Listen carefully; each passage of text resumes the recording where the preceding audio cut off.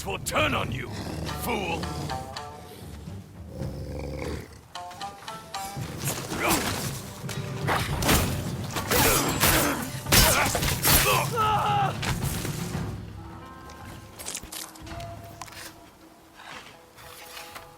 What's up, guys? Welcome back to the channel. It's NextGenNero back with another game review, man. And today we got a special one for you. This is Ghost of Yōtei. Real brief history, real quick, man. I love Ghost of Tsushima. It was one of my favorite games from the PlayStation 4 generation from Sony. I thought it was absolutely fantastic. The art design still holds up to this day. And you know what? To save you guys some time, I did a video earlier this year leading up to this in anticipation for Yōtei, and it was called "Is Ghost of Tsushima Worth Playing in 2025, man?" The short answer was yes. I went back, got the platinum after getting my PlayStation 5 Pro, and it just really confirmed all the feelings I had for it since last time I played it on my PS4 Pro a generation ago, damn it, right? It was amazing. I loved it. So I had really high expectations for Yōtei, and I wanted to see if they could capture that lightning in a bottle twice and improve on everything I loved about Tsushima. And guys, I am here and happy to say after 60 hours, plus the platinum and full completion, yes, they have improved on every single aspect of Ghost of Tsushima. Everything I loved about that game has been improved in multiple ways, man. So let's get into it. First thing I want to talk about is the graphics, the gameplay, and the art design. This game is stunning. It's right up there with Death Stranding 2 for the prettiest games I played this generation. The art style, the evolution of what they started with Tsushima to now with hardware I played on the PlayStation 5 Pro. So the ray trace global illumination mode with 60 was just absolutely stunning. I had no problems, and it's really refreshing nowadays to buy a game and just have it work day one. 60 hours of gameplay. I ran into no bugs, no crashes. Every now and again I might get a weird animation where I got stuck on the terrain, but I'm trying to go places I knew I shouldn't have been able to go, you know, trying to climb a mountain, but trying to use the mini rocks to get there when it's a clear path I should have took. So I might get stuck in the animation once in the blue moon, but besides that, I had no problems, man. This game is absolutely stunning. I always found myself just taking clip after clip, screenshot after screenshot, man. I got at least 5 gigs worth of just clips and screenshots, man. The game is absolutely beautiful, man. Once again, you have multiple ways you can play. They have a mic mode where they bring the camera in closer. They have the Kurosawa mode, which is the black and white classic samurai film. And they got a music mode too, I'm gonna talk about later when we get to the audio. But overall, man, this game was just stunning, man. The details, the textures was a step up, because even on the PS5 version of Ghost of Tsushima, I always thought the textures left a little bit to be desired. You know, I found things was kind of muddy sometimes, but I ran into none of those problems, man. The textures was absolutely fine. The facial expressions is a big step up too. In my humble opinion. Even the side characters, while they not as detailed as main characters with cutscenes and stuff like that, they are an improvement over the characters that was in Ghost of Tsushima.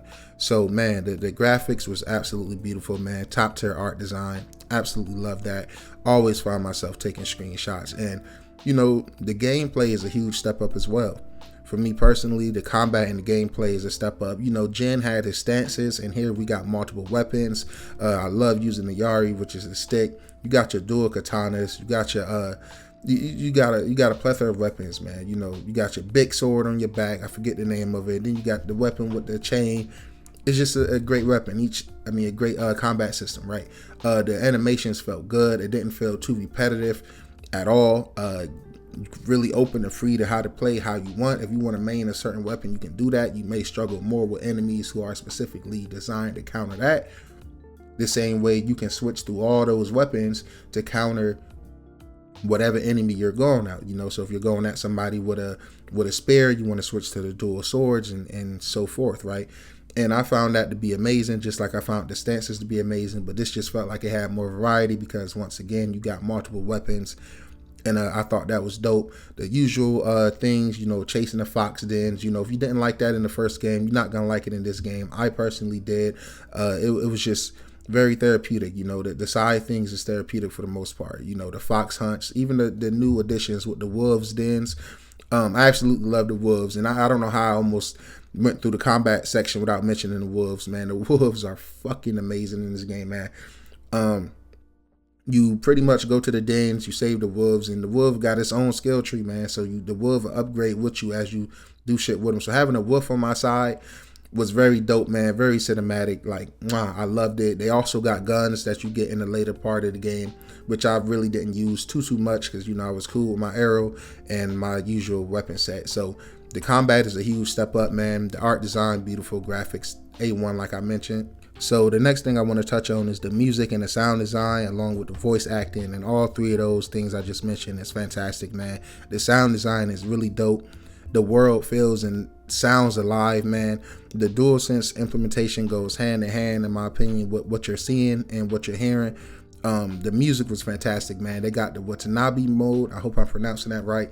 And somehow I didn't use this until about 55 hours in. My last 5 hours cleaning up the platinum before I rolled credits on the game was just fantastic. I clicked this mode on. The lo-fi music was so good, man. Just so therapeutic, man. Even in going to fights, they got it there too. That was the perfect way to clean up the platinum. And in my humble opinion, if you're gonna go plat this game, when you start getting burned out, which I didn't because the time flew by in this game, but if you do, turn this mode on, listen to some music, and just kick back, relax, and enjoy the environments, man. It is some of the most therapeutic gaming I've had, man. It go hand in hand with the graphics you're seeing on screen, plus the lo-fi music. It's just chef's kiss. I absolutely loved it. If you guys can't tell by now, this is one of my favorite games of the year and this generation from Sony. They absolutely nailed it. I like Sucker Punch a lot. And so the music was fantastic. The combat sounds, the swords, the enemies, the voice acting, everything was very well done. The main protagonist, I really like Atsu. She's great, man. I think I prefer her more than Jin. She kind of got a little swagger to her that Jin was lacking. She's still, revengeful and just focused on this, that, and the third. But she had a little swag to her that I just kind of gravitated towards. And her voice acting in English was very well done. I played this whole game in English. A new playthrough, when I go back and want to play it again, I'm going to do in Japanese native language alongside the black and white. But this game sound good, man, on all aspects. And it felt really good, too, with the DualSense, man. So the voice acting was A1. The sound design was great. And the music was great. Now I want to briefly touch on the story and attention to detail, guys. I don't really do spoilers, so it's your typical revenge story, man. It's nothing groundbreaking. You go through a tragic loss to start the game, which is pretty obvious. If you play Ghost of Tsushima, you kind of can, know where this is going. But the way they handled this revenge tale, I really enjoyed. And you kind of get a good amount of character development along the way. And Atsu shows signs, and I really appreciate the flashbacks, and a lot of these flashbacks is optional. When you go home, you're not forced to have to do these. You can do them a couple times and just move forward with the game until it becomes a point where you have to do it, which I don't remember it being too many times. But I mean, I just thought it was a great story, man. The side stories, I'm gonna be honest, I thought they was kind of lacking with compared to Ghost of Tsushima. I think some of the side tales and side quests in Ghost of Tsushima was a bit better, but I think the main story and pacing of this game was a lot better overall. I really enjoyed it, man. Had a handful of twists and turns that, kind of caught me off guard, and I was like, oh, that's really dope. And don't get me wrong, the side missions in this game is really good as well. It got a good cast of surrounding characters and stuff like that. Maybe it's just because how much I love Tsushima, I just, remember some of those side characters way more, after spending about 60, 70 hours with both games each. It's like I can remember the side characters having more of an impact to me personally in Ghost of Tsushima than I did a Ghost of Yōtei. But that's not to say some of these characters didn't leave an impact on me, because some of them did. You meet some really fun characters. You have some really dark moments and side stories you come across. So all in all, man, it's really dope, man. I really enjoyed the story, man. I highly recommend it. Guys, the very last thing I want to talk about, and before we get into that, if you enjoyed this video, please hit that like button. Please subscribe. It really means a lot. Leave a comment, man. Makes me want to keep pushing out this content. But the last thing I want to talk about is the replayability. And right now, I would say the replayability, guys, is a fat maybe 0. Now, personally, this is one of them games, you know, like if you like big games like Red Dead Redemption 2 and stuff like that, it is a great game. A lot of content here. You get, you know, 60, 70 hours worth of content, depending on your difficulty and how you play it, right? But when it comes to replaying it, it leaves a lot to be desired, and I hope they was going to improve on this from Ghost of Tsushima in some way or aspect.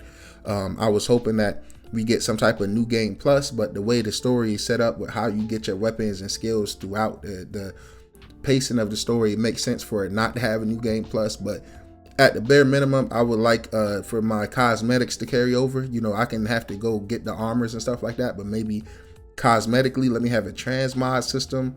I don't know, I was really hoping that was something they would do, or, you know, even if they would switch it up just a little bit on the new game plus, maybe different dialogue options, different, you know, ways the story went. I just think that'd be really good because, you know, it goes back to the Sony games being one and done.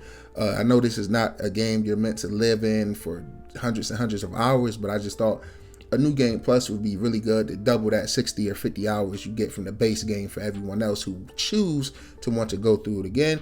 But that's just me personally. But we do have to account for the Legends mode that is coming out next year, has already been confirmed, and I am extremely excited for that. That is gonna, you know, put the game back in rotation for me. We got to remember they did have some DLC with Tsushima Iki Island, so maybe we'll get some DLC with this as well. But as it stands, after platinum in the game, I'm not sure if I want to go back to it anytime soon, and also I don't have a reason to, you know what I'm saying? But we will next year with the Legends mode. Hopefully we get some DLC, because guys, this is an amazing game, and I probably will replay it in the future. It's just not a reason to replay it right at this moment.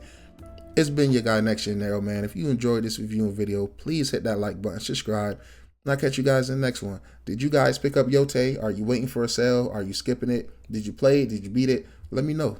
Peace.